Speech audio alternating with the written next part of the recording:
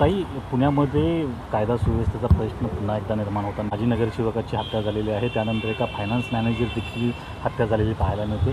पुण्यात कुठंतरी कायदा सुव्यवस्था वारंवारचा प्रश्न निर्माण होता. जेव्हा मी बोलते ना तेव्हा लोक माझ्यावर नाराज होतात अनेक वेळा, पण गेले 2 वर्ष महाराष्ट्राचं गृहमंत्रालय आणि गेले 1-1.5 वर्ष पुण्यामध्ये कायदा आणि सुव्यवस्था, आणि मी जे बोलते ते डेटा ड्रिव्हन बोलते. मी कधीही वैयक्तिक कुणावरही आरोप करत नाही. Data speaks louder than words. त्याच्यामुळे डेटानी जाऊया आपण. गेल्या 1-1.5 वर्षामध्ये आपण बघाल पुण्यामध्ये प्रचंड अस्वस्थता आहे. ज्याला शिक्षणाचा माहेरघर आपण ज्याचा पुण्याला आम्हाला सार्थ अभिमान होता की लोक देशातून त्यांची मुलं पुण्याला एका विश्वासाच्या नात्याने शिकण्यासाठी पाठवतात. जिथे शिक्षणाचं माहेरघर आहे तिथे आज दुर्दैवाने क्राईम कॅपिटल ऑफ महाराष्ट्र असं मीडियामध्ये येतं आहे. हे अतिशय दुर्दैवी आणि वेदना देणार आहे. पूर्णपणे प्रशासन आणि महाराष्ट्रातलं गृहमंत्रालय हे कोलॅप्स झालेलं आहे. तुम्ही बघताय महिलांविरोधी ज्या होणाऱ्या घटना आहेत, दुर्दैवाने वेदना देणाऱ्या आहेत सगळ्यांना. त्या वाढत चाललेल्या आहेत, कुठेही थांबत नाही आहेत. आणि त्याचबरोबर कोयता गँग असेल, कोयता गँग तर एवढी त्यांची हिंमत झाली आहे की ते पोलिसावर हल्ला करतात. हिट अँड रनच्या केसेस सातत्याने वाढत आहेत. आज तर लालबागला जी घटना झाली ती तर भयानकच आहे. त्यामुळे दुर्दैव आहे की वर्दीची भीती किंवा गृहमंत्रालयाचा जो एक भीती, आदरक्तक भीती, चुकीची भीती नाही, आदरक्तक भीती जी असायला पाहिजे, दुर्दैवाने या गृहमंत्रालयाची महाराष्ट्रात राहिलेली नाही. आणि कायदा सुव्यवस्थेचा प्रचंड म्हणजे मला नाही वाटत महाराष्ट्रात इतका गोंधळ कधीच होता जेवढा आज. मालवणमधला शिवाजी महाराजांचा पुतळा बनवला शिल्पकार जयदीप आपटे अजून देखील सापडलेला नाही पोलिसांना, आणि यामागे त्याला वाचवण्याचा प्रयत्न होतोय का, अशा प्रकारचे आरोप देखील होताना दिसून येत आहेत. शक्यता नाकारता येत नाही. असं असतं, इन्कम टॅक्स, CBI आणि ED विरोधी पक्षावर खोटे आरोप करून पकडायला यांना लगेच सगळे सापडतात. जेव्हा त्यांच्याकडून चुका होतात तेव्हा अनेक लोक गायब असतात आणि ते यांना सापडतही नाही. कायदा सुव्यवस्थेचा प्रश्न आहे प्रचंडपणे. ते सगळं इथे कोलॅप्स झालेलं आहे. दुर्दैव आहे की महाराष्ट्राची चर्चा आज देशपातळीवर जेव्हा होते ती अशाच या सरकारच्या अपयशामुळे आणि चुकीच्या धोरणांमुळे होते. अजितदादा यांची जनसन्मान यात्रा जी आहे ती बारामतीत पोहोचलेली आहे. काही पोस्टर्स पाहायला मिळतात की यंदा अजितदादाच मुख्यमंत्री. मला याची काय माहिती नाही. काही बदलापूरमध्ये जी घटना घडली त्यानंतर आता पत्रकारांवरही गुन्हे दाखल करण्यात आले. श्रद्धा ठोंबरे हिला देखील गुन्हे शाखेने नोटीस बजावलेली आहे. संपूर्ण प्रकरणात एकतर हे सरकार हे महिला विरोधी आहे हे सातत्याने त्यांच्या सगळ्या कृतीमधून दिसतं. अनेक महिला ज्या तिथे आंदोलन करत होत्या, ह्या देशामध्ये हा देश पहिला तर संविधानाने चालतो, तो अदृश्य शक्तीच्या मनाने चालत नाही. त्याच्यामुळे अदृश्य शक्तीला या राज्यांनी रिजेक्ट केलेला आहे. हा देश भारतरत्न डॉक्टर बाबासाहेब आंबेडकरांच्या संविधानानेच चालणार. आणि ह्या पातळी तुम्हाला आठवत असेल, तुमच्याच चॅनलवर मी पाहिलं की भारतीय जनता पक्षाचे एक नेते असं बदलापूरच्या बाबतीत म्हणत होते की हे सगळे बाहेरून आलेले लोक होते, आणि नंतर तुमच्याच चॅनलवर मी रिपोर्ट पाहिला की सगळे ज्यांनी आंदोलन करते होते ते स्थानिकच होते. आणि मला पुढचा प्रश्न भारतीय जनता पक्ष आणि गृहमंत्रालयाला विचारायचा आहे की समजा या देशामध्ये संविधानाने हा देश चालतो, प्रत्येकाला आंदोलन करायचा अधिकार आहे. तेव्हा समजा आम्ही मुंबईत आता काल आम्ही सगळ्यांनी आंदोलन केलं म्हणून आम्ही काय गुन्हेगार झालो? जर समाजामध्ये किंवा देशामध्ये चुकीच्या घटना होत असतील तर संविधानामध्ये आम्हाला शांततेच्या मार्गाने आंदोलन करायचा अधिकार आहे, आणि तेच आम्ही करतोय. त्या बदलापूरची घटना प्रचंड वेदना देणारी होती आणि तिथे आंदोलन झालं, तिथे महिला रस्त्यावर उतरल्या, त्यांच्यावरही केसेस केलेल्या आहेत या सरकारने. त्यामुळे महिला विरोधी हे सरकार आहे आणि अतिशय असंवेदनशील आहे सरकार. शरद पवार यांना जेल सुरक्षा पुरवण्यात आली होती, त्यांनी नाकारली आहे. मात्र पुढचे 4 दिवस जेल सुरक्षेमध्ये असणार असल्याची माहिती समोर येते. काय नक्की मला नाही याची काय. रामराजे नाईक निंबाळकर जे आहेत तुतारी घेण्याच्या तयारीत आहेत. त्यांनी असं म्हटलं की जर निर्णय नाही झाला महायुतीतला तर तुतारी घेतली तर चालेल का, असं त्यांनी म्हटलेलं होतं. माझ्या ऐकण्यात किंवा वाचण्यात दोन्ही आलेलं. महाविधान जागा वाटपाची सद्यस्थिती काय आहे आणि काय कधी जागा वाटप? महाविकास आघाडीची कालही काही चर्चा झाल्या. पुढच्या एक दिवसामध्ये ही पूर्णपणे चर्चा 10-12 दिवसातच होईल. कारण का आता बघा, आपण ऑलरेडी सप्टेंबरमध्ये आहोत.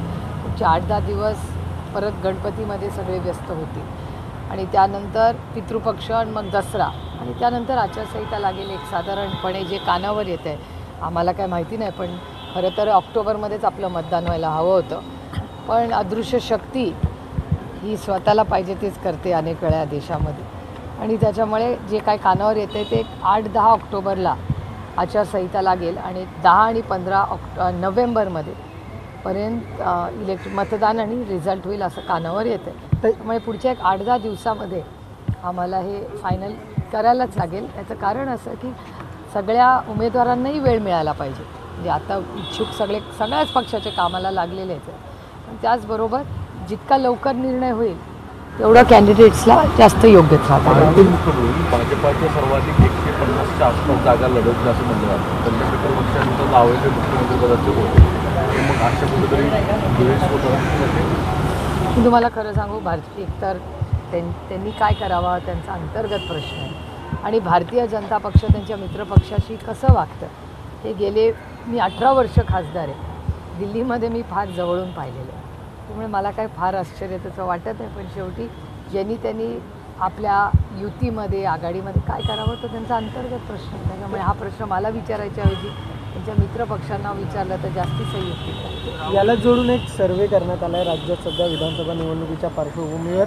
सायकोलॉजिस्ट दयानंद नेने यांनी केलं आहे. यामध्ये मुख्यमंत्री पदाच्या पहिल्या चेहऱ्यावर फडणवीस आहेत, तर दुसऱ्या चेहऱ्यावर उद्धव ठाकरे आणि तिसऱ्यावर पुन्हा एकदा मुख्यमंत्री एकनाथ शिंदे असा या सर्वे दाखवते.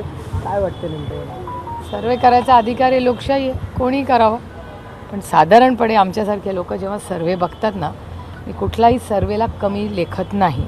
पण सर्वे साईज काय आहे, कुठल्या एरियामध्ये केला आहे, खूप कॉम्प्लिकेशन. ज्याला थोडंसं हा अभ्यास करतो, जे तुमच्या चॅनलमध्येही असतील अभ्यासक असे, त्यांना विचारा की साईज मॅटर्स, एरिया मॅटर्स, खूप गोष्टी असतात त्याच्यात. तो एक सायंटिफिक सर्वे असतो. तो असं नाही की आपलं गेलं 10 लोकांना विचारलं, असं नसतं. ते खूप कॉम्प्लेक्स सायन्स आहे ते. त्यामुळे ठीक आहे, आता त्यांना तसं वाटत असेल तर तसंच आहे. राहुल गांधींनी असं म्हटलं की भाजप सत्तेत आल्यानंतर अल्पसंख्यांवरचे हल्ले जे आहेत ते अधिक वाढत चाललेले आहेत. सत्य आहे. कालच बघा ना काय झालं, नाशिकला रेल्वेमध्ये जी घटना झाली अतिशय दुर्दैवी आहे. आणि अल्पसंख्याक ते अनेक भारतीय जनता पक्षाने असं केलं की अल्पसंख्याक म्हणजे फक्त मुस्लिम असं होत नाही. त्याच्यात सीखही येतात, पारशीही येतात, ख्रिश्चन येतात. अल्पसंख्याक म्हणजे कोण, जो नंबर्सनी कमी आहे. म्हणजे बांगलादेशमध्ये हिंदू कमी आहेत, ते मायनॉरिटी होतात. तसंच भारतामध्ये अनेक असे आहेत ते म्हणजे मग मुस्लिम आहेत, पारशी आहेत, जैन आहेत, सीख आहेत, हे सगळे मायनॉरिटीमध्ये. त्यामुळे प्रत्येक देशामध्ये जे नंबरनी कमी असतात, म्हणजे बांगलादेशमध्ये जसे हिंदू आहेत त्यांना प्रोटेक्ट करणं ही बांगलादेशच्या सरकारची नैतिक जबाबदारी आहे.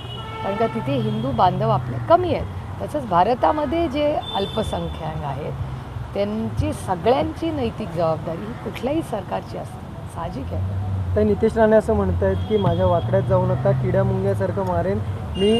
63 एन्काउंटर आदेश देणाऱ्या मुख्यमंत्र्यांचा मुलगा आहे. हा प्रश्न मला एकतर ते बोललेले माझ्या कानावर किंवा वाचनात आलेलं नाही. आणि हा प्रश्न मला विचारायच्या ऐवजी तुमचा एकूण प्रश्न हा कायदा सुव्यवस्थेचा वाटतं. मला असं वाटतं हा आपण आदरणीय देवेंद्रजींना विचारला पाहिजे. कारण का मला ह्या विषयाचा अभ्यास खूप कमी आहे. एन्काउंटर वगैरे या गोष्टी माझ्या संस्कारातच नाहीत. त्याच्यामुळे हा प्रश्न तुम्ही त्यांना विचारा आणि मी ऐकलाच नाही, त्याच्यामुळे मला माहिती. एकनाथ शिंदे यांनी तुमचं जे कालचं आंदोलन झालं त्यावरती प्रतिक्रिया दिली आहे की ते म्हटलं की जे घरी बसले होते ते आता पुन्हा एकदा चालू लागलेले आहेत. उद्धव ठाकरेंवर टीका त्यांनी केली. लोकशाही आहे ना, बोलायचा अधिकार आहे. एक तर गोष्ट चांगली आहे की भारतीय जनता पक्षाने ना आमचे सगळे पक्ष ना भ्रष्टाचार मुक्त करून टाकले. त्याच्यामुळे बाकी काही आरोप करा, पण भ्रष्टाचारातून आम्ही मुक्त झालो. म्हणजे मग आम्ही घरी बसलो, बाहेर फिरलो, जे काय आरोप असतील ते करा, पण ते भ्रष्टाचारापेक्षा नक्कीच बेटर आहे. मुंबईतले जागा वाटप संख्यांबद्दल महायुतीमध्ये खरं तर 2 मतं पाहायला मिळतात. एक राणी गट आहेत जे मुस्लिमांविरुद्ध आक्रमक होताना पाहायला मिळतात, तर दुसरीकडे अजित पवार यांनी असं सुद्धा म्हटलं की जे ट्रेनमध्ये ज्या मुस्लिम व्यक्तीला मारहाण झाली त्या मारहाण करणाऱ्या आरोपींना कडक कारवाई करण्यात आली. अशा प्रकारे 2 मतं दिसतात. कसं पाहताय? मला आश्चर्य वाटत नाही, कारण का ते सरकारच ऑफ कन्व्हिनियन्स आहे, कॉन्फ्लिक्टच आहे त्यांच्यामध्ये. आणि मला आठवतं देवेंद्रजी आमच्याबद्दल बोलायचे की आमचं सरकार हे आमच्या वजनानीच पडेल, पण आमच्यात कॉन्फ्लिक्ट नव्हते.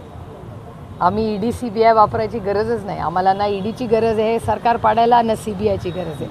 या देशातला, राज्यातला जो इमानदार, लोकशाहीवर विश्वास ठेवणारा मायबाप मतदार जनता आहे ना, तीच ह्यांना घरी पाठवेल. मुंबईत त्यामुळे दुर्दैव आहे की भारतीय जनता पक्ष म्हणजे हा 2.0 आहे.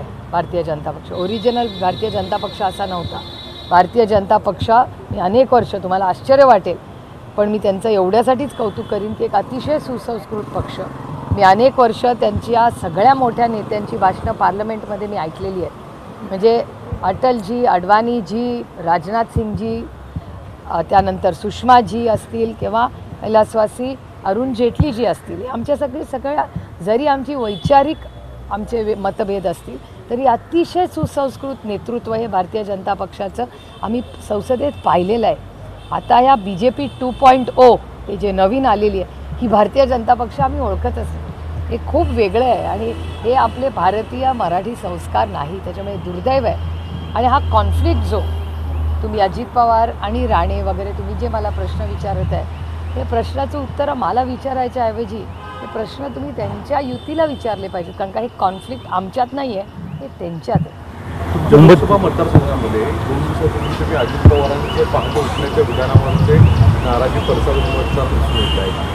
एखाद्या व्यक्तीचे गुन्ह्याच्या संदर्भामध्ये अशा स्वरूपाचं विधान करणं, याच्यावरनं राष्ट्रवादी अजित पवार दादांकडनं नाराजी व्यक्त केली. एकतर मी कुणाचंही नाव घेतलेलं नाही आणि तुम्ही जर पूर्ण व्हिडिओ पाहिला, प्रॉब्लेम असा झाला आहे की सगळे घाईघाईतच सगळं करतात.